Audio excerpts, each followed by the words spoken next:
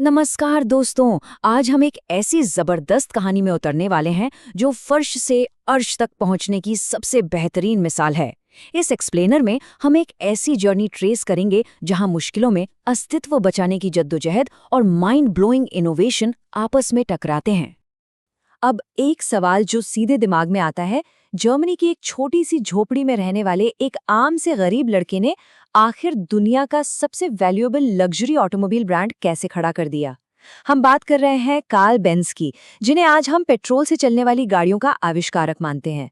तो चलिए इनकी इस असाधारण यात्रा पर निकलते हैं। चैप्टर 1, इंजन बनाने वाला लड़का। ओके, चलिए इस कहानी की शुरुआत में चलते हैं। साल था 1844। कार्ल जब सिर्फ 2 साल के थे तब उनके पिता का देहांत हो गया। आप सोच सकते हैं कि उस वक्त परिवार पर दुखों का कैसा पहाड़ टूटा होगा। उनकी माँ को दूसरों के घरों में काम करना पड़ा ताकि कार्ल की पढ़ाई में कोई रुकावट ना आए। और उनके इस बलिदान का असर देखिए। सिर्फ 15 साल की उम्र में कार्ल ने मैकेनिकल इंजीनियरिंग का एग्जाम क्लियर कर लिया। फिर 1871 आते आते 27 साल की उम्र में उन्होंने अपना खुद का लोहे का बिजनेस शुरू कर दिया। लेकिन एक सेकेंड, यहाँ रुकिए और उस दौर को इमेजिन कीजिए। 18वीं सदी का आखिरी वक्त था और सड़कों पर पूरी तरह से घोड़ा गाड़ियों का राज था। उस जमाने में कार्ल को पूरा यकीन था कि एक दिन आएगा जब ईंधन यानी फ्यूल से चलने वाली गाड़ियां सड़कों पर दौड़ेंगी। पर जब भी वो ये बात कहते, लोग उनका मजाक उड़ाते थे। बिना घोड़े की गाड़ी? उस वक्त ये आइडिया बिल्कुल असंभव बल्कि एक तरह का पागलपन माना जाता था। अब यहाँ कहानी में एक बड़ा ट्विस्ट आता है। एक तरफ धोखा और दूसरी तरफ एक लाइफ सेवर। कार्ल और उनके पार्टनर ऑगस्ट रिटर का बिजनेस चल ही रहा था कि अचानक उनके पार्टनर ने उन्हें धोखा दे दिया। कंपनी बिल्कुल डूबने की कगार पर आ गई थी। लेकिन तभी एंट्री होती है बर्था रिंगर की, जो आगे चलकर कार्ल की पत्नी बनी। उन्होंने बिना 2 बार सोचे अपने दहेज के पैसों का इस्तेमाल किया और उस धोखेबाज पार्टनर का सारा शेयर खरीद लिया। सच कहा जाए तो इस कंपनी की असली सेवियर वही थी। इस रेस्क्यू के बाद तो जैसे आविष्कारों की झड़ी लग गई। 1879 में 2 स्ट्रोक इंजन, फिर battery system, spark plug, clutch, gear और कार्ब्यूरेटर, इन सभी का पेटेंट कार्ल बेंज ने अपने नाम कराया। ये अपने आप में एक मैसिव टेक्नोलॉजिकल माइलस्टोन था।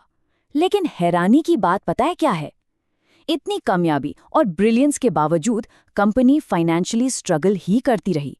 हालात यहां तक आ गए कि खुद की ही कंपनी में कार्ल के शेयर्स गिरकर सिर्फ 5% रह गए थे।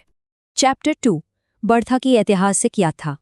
अब साल आया 1885 जब कार्ल ने अपना बेंज पेटेंट मोटर वैगन तैयार किया। ये 16 किलोमीटर प्रति घंटे की स्पीड वाली एक 3 पहिए की गाड़ी थी।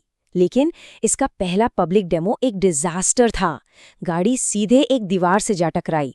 लोगों ने खूब तमाशा बनाया। असल में उस दौर में पब्लिक के अंदर इंजन के फटने का एक बहुत बड़ा डर था। इस फेलियर और पब्लिक के डर ने कार्ल को अंदर तक तोड़ दिया और वो निराश होकर अपने नए मॉडल्स को लोगों से छुपाने लगे। Now what's really interesting about this next part is कैसे एक 107 किलोमीटर के सफर ने इस पूरी ऑटो इंडस्ट्री की किस्मत पलट दी। एक सुबह बर्था ने कार्ल को बिना बताए चुपचाप मॉडल 3 निकाली और अपने 2 बच्चों के साथ एक लंबे सफर पर निकल पड़ी। रास्ते में जब फ्यूल खत्म हुआ तो उन्होंने सिटी फार्मेसी नाम की एक दुकान से पेट्रोलियम सॉल्वेंट खरीदा और इस तरह एक नॉर्मल सी फार्मेसी लिटरली दुनिया का पहला गैस स्टेशन बन गई।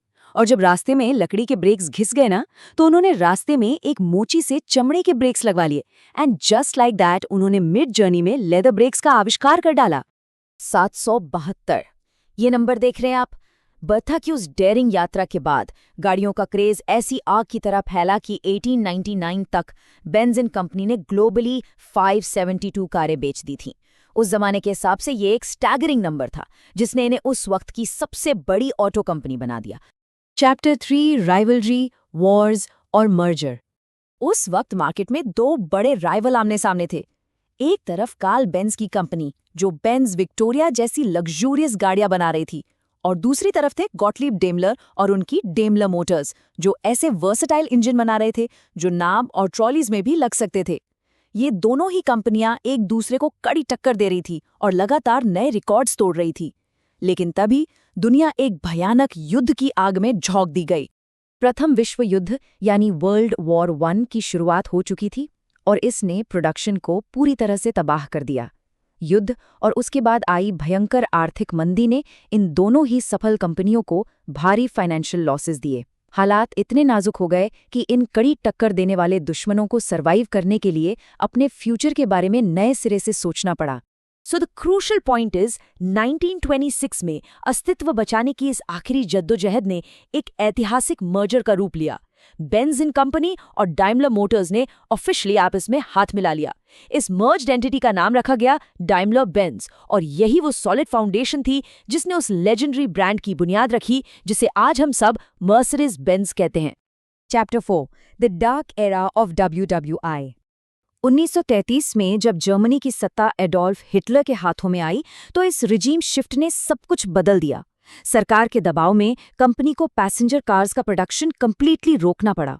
उनके पास इस आदेश को मानने के अलावा कोई और ऑप्शन था ही नहीं। पूरी कंपनी का प्रोडक्शन स्ट्रिक्टली मिलिट्री व्हीकल्स, हथियार और एयरक्राफ्ट्स बनाने पर फोकस कर दिया गया। यहाँ इस आंकड़े पर ध्यान देना जरूरी है, 63,000। ये वो संख्या है जो दर्शाती है कि कितने कैदियों और फोर्स्ड लेबरर्स को इन फैक्ट्रीज में जबरन काम पर लगाया गया था। जब लेबर की कमी आई तो रिजीम द्वारा बंदी बनाए गए इन 63,000 लोगों से मजदूरी करवाई गई। इसके परिणाम स्वरूप युद्ध खत्म होने के बाद कंपनी को भारी कॉन्सिक्वेंसेस झेलने पड़े और उनके बाहरी मैन्युफैक्चरिंग प्लांट्स तक उनसे छीन लिए गए। चैप्टर 5, सेफ्टी इनोवेशन से रीबर्थ। युद्ध के बाद की राख से उठकर 1952 में उन्होंने एक हिस्टोरिक वापसी की। उन्होंने इंट्रोड्यूस किए बेहद फ्यूचरिस्टिक 300 SL गलविंग और पहला 4 वाल्व डीजल इंजन। लेकिन जो सबसे अहम बात थी जिसने सच में उनकी इमेज बदली, वो थी सेफ्टी। 1961 में उन्होंने सीट बेल्ट्स इंट्रोड्यूस किए और उसके बाद ABS ब्रेकिंग और एयरबैग्स पर फोकस किया। एंड दिस ब्रिलियंटली इलस्ट्रेट्स कि उन्होंने सिर्फ अपने स्टाइलिश लुक से नहीं बल्कि मॉडर्न कार सेफ्टी को पायनियर करके दुनिया में अपना रुतबा वापस हासिल किया। Chapter 6, a global luxury symbol. चलिए अब इस ब्रांड के इंडिया आने के सफर को ट्रेस करते हैं। कहानी शुरू होती है 1991 में, जब खास JRD टाटा के लिए जर्मनी से 1990D मॉडल इंपोर्ट करवाया गया था। इसके ठीक 3 साल बाद 1994 में पुणे में उन्होंने अपना मैन्युफैक्चरिंग प्लांट खोलकर एक मैसिव स्ट्रेटेजिक मूव चलाया। और फिर 1995 में W124 मॉडल लॉन्च हुआ, जिसने इस इंडियन मार्केट में उनकी बुनियाद को पत्थर की तरह मजबूत कर दिया। आज की स्थिति एक बड़ा ही इंटरेस्टिंग आंकड़ा पेश करती है, 26। आज के टाइम पर यह कंपनी इंडियन मार्केट में अपने 26 अलग अलग और बिल्कुल डिस्टिंक्ट मॉडल्स ऑफर कर रही है। ये नंबर अपने आप में दिखाता है कि इंडियन कंज्यूमर्स के साथ उनका कनेक्शन कितना डीप और सक्सेसफुल है। और अगर हम इनकी ग्लोबल सेल्स शेयर पर नजर डालें तो आप हैरान रह जाएंगे। आज की डेट में दुनिया भर में बिकने वाली हर 4 मर्सिडीज बेंज में से एक गाड़ी भारत में बेची जाती है, पूरे 25%। उनकी इस मॉडर्न सक्सेस का स्केल और इन्फ्लुएंस सच में माइंड ब्लोइंग है ना? तो इस चर्चा को वाइंड अप करते हुए इस पूरे सफर को जरा मुड़कर देखिए। एक झोपड़ी में रहने वाले उस लड़के के सपने से शुरू होकर आज ये नाम ग्लोबली लग्जरी का सबसे बड़ा प्रतीक बन चुका है।